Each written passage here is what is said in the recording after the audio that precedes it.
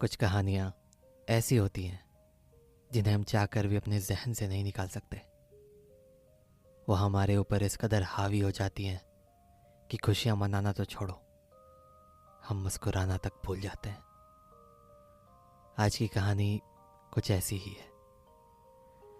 ये बात तब की है जब मैं 11 साल का था और गर्मी की छुट्टियों में अपने दादा दादी के घर गया था। आंखों में बचपना लिए हर दिन यहाँ से वहाँ भागना और जी भर कर खेलना, बस यही तो मतलब था गर्मियों की छुट्टियों का। तो बस अपने कुछ दोस्तों के साथ मैं खेलने में लगा रहता था। पर लगभग एक हफ्ता बीतने के बाद मेरे घर एक चाचा आए। वो बगल के गांव में खेती करते थे और मेरे दादाजी ने काफ़ी बार उनकी मदद भी की थी। तो वो अक्सर हमारा हाल चाल जानने हमारे घर आ जाया करते थे। हम उन्हें प्यार से लटोरी चाचा बुलाते थे। तो उस दिन हम सब वरामदे पर बैठे ही थे कि मैं बाहर खेलने जाने लगा। तभी उन्होंने कहा, बेटा बाहर इस वक्त मत निकला करो। मैंने उनसे पूछा, क्यों चाचा, ऐसा क्यों कह रहे हो आप? तो उन्होंने बोला, बस मत निकला करो, अब दिन की दोपहरी सेहत के लिए अच्छी नहीं है, ठीक है? मुझे पता था चाचा मुझे बहलाने की कोशिश कर रहे थे, पर मैंने उनसे बहस नहीं की। उसके बाद दादी ने मुझे थोड़ा सो लेने को कहा, तो मैं भी बिस्तर पर जाकर लेट गया और सोने का नाटक करने लगा। पर असल में तो मैं उनकी बातें सुन रहा था। लटोरी चाचा मेरे दादा दादी से पास के गांव की बात कर रहे थे। उन्होंने कहा कि आजकल चीज़ें ठीक नहीं है गांव में। उनकी बात सुनकर मेरे कान खड़े हो गए। जी तो चाहा कि मैं खुद उनसे इस बात की वजह पूछ लूं, पर मैंने दादाजी को ही उनसे सवाल जवाब करने दिया। दादाजी ने पूछा कि लटोरी ऐसा क्यों कह रहा है? लटोरी चाचा अब थोड़े सक पकाने लगे थे, पर फिर उन्होंने कहा, पास के गांव में कुछ अजीब चीजें होने लगी हैं। अजीब?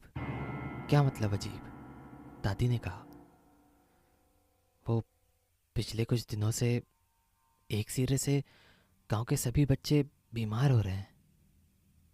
लटोरी चाचा ने कहा। तो दादी ने बोला, अरे गर्मी के कारण होता होगा ये सब, हमारा पोता भी बाहर बहुत खेलता है। पर लटोरी चाचा का मन नहीं बदला। वो अपनी बात पर अडिग रहे। उन्होंने जोर देते हुए कहा, यह मामूली बात नहीं है, कुछ बहुत गलत हो रहा है गांव में। अब दादा दादी थोड़े परेशान होने लगे थे। तो दादी ने पूछा, ऐसा क्यों कह रहे हो लटोरी?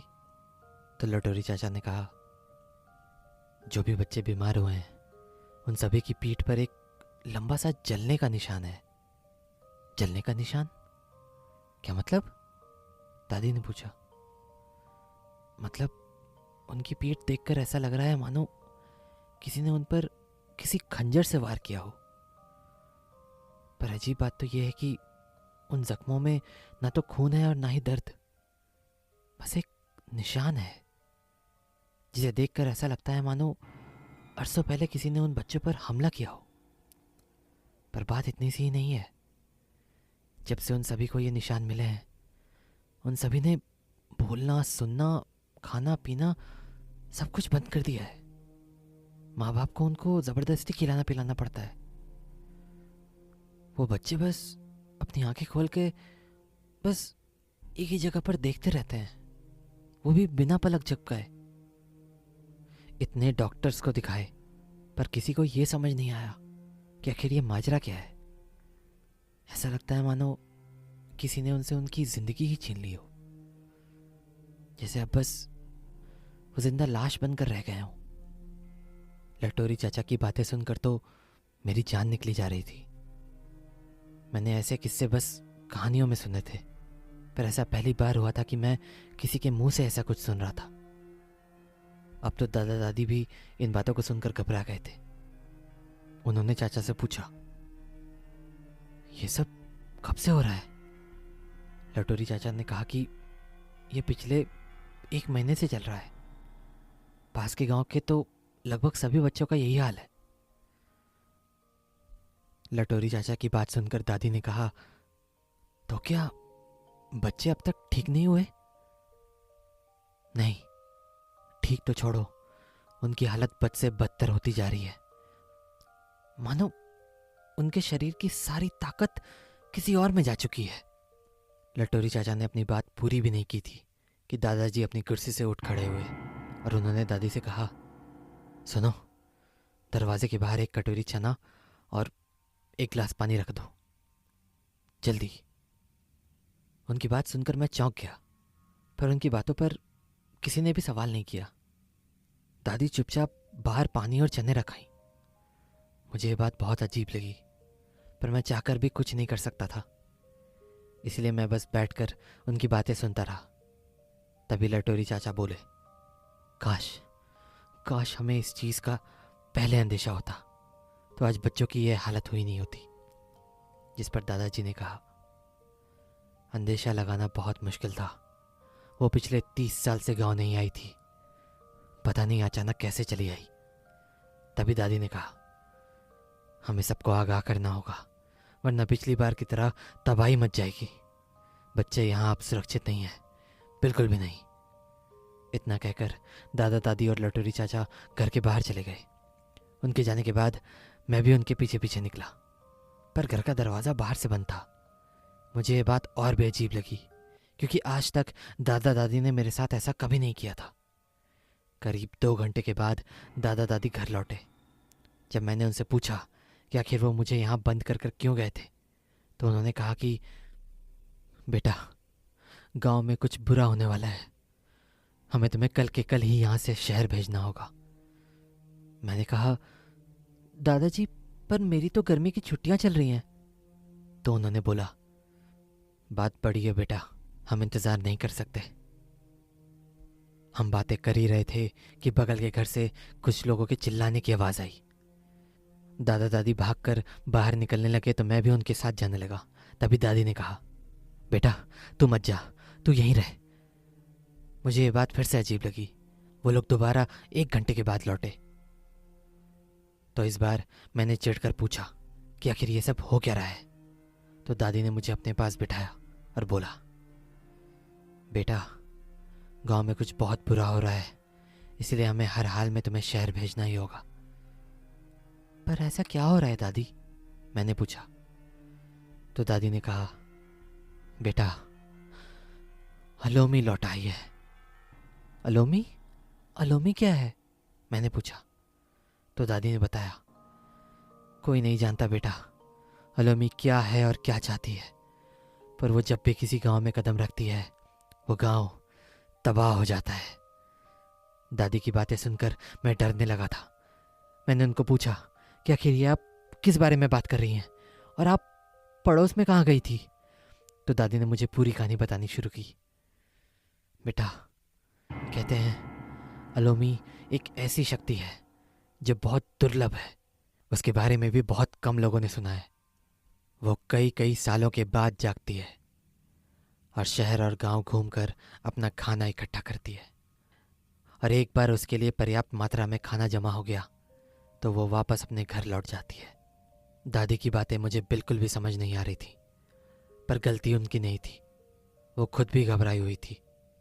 तभी दादाजी ने मुझसे कहा, बेटा, अलोमी बच्चों का शिकार करती है, वो उन्हें मारती नहीं है, वो उन पर अपनी छाप छोड़कर चली जाती है और उनकी आत्मा को अपने कब्जे में कर लेती है।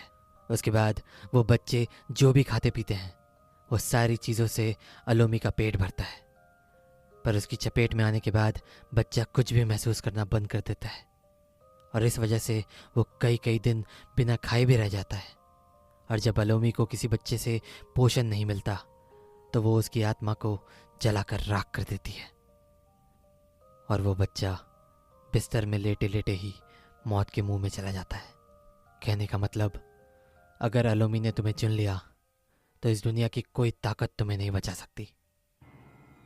दादाजी की बातें सुनकर मैं बहुत घबरा गया था, तो मैंने उनसे पूछा, दादाजी, कोई ऐसा तरीका नहीं है कि हम अलोमी से बच सकें? तो दादाजी ने कहा, बेटा, तरीका तो नहीं है, पर शायद सतर्कता बरतने पे जानें बच सकती हैं। जैसे दिन के 12 और 3 के बीच बाहर जाने से सख्त परहेज करना चाहिए, क्योंकि अलोमी उसी वक्त अपना शिकार चुनती है, और रात के 7 से सुबह के 3 के बीच वो उनका शिकार कर लेती है।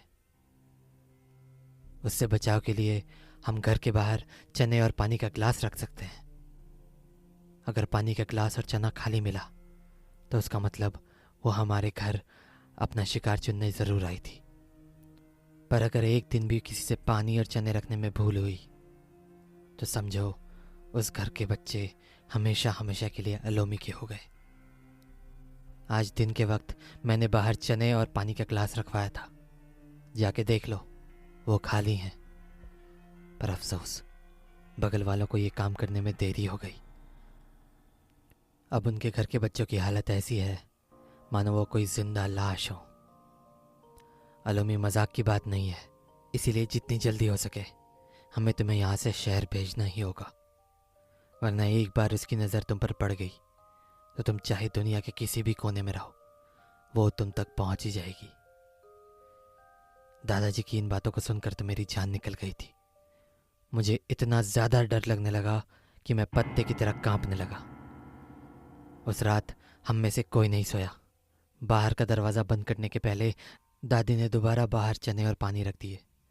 पूरी रात हमें जगह जगह से चीखने चिल्लाने की आवाज़ सुनाई दे रही थी, जो इस बात को साबित कर रही थी कि अलोमी ने एक बार फिर अपना शिकार कर लिया था। सुबह होते ही मेरे पापा गांव पहुंच गए और मुझे शहर ले जाने के लिए तैयार करने लगे। पर मैं जैसे ही घर के बाहर निकलने लगा, मैंने देखा कि बाहर रखी प्लेट में चने नहीं थे और न ही ग्लास में पानी था, जिसका मतलब साफ था, अलोमी कल रात हमारे घर भी आई थी। अगर उसे कल रात वो चने और पानी नहीं मिलते तो शायद मैं भी आज उन्हीं बच्चों की तरह उसका शिकार बन चुका होता। मैं उस रोज़ शहर तो पहुंच गया, पर रह रह के मुझे अलोमी की कहानी याद आ रही थी।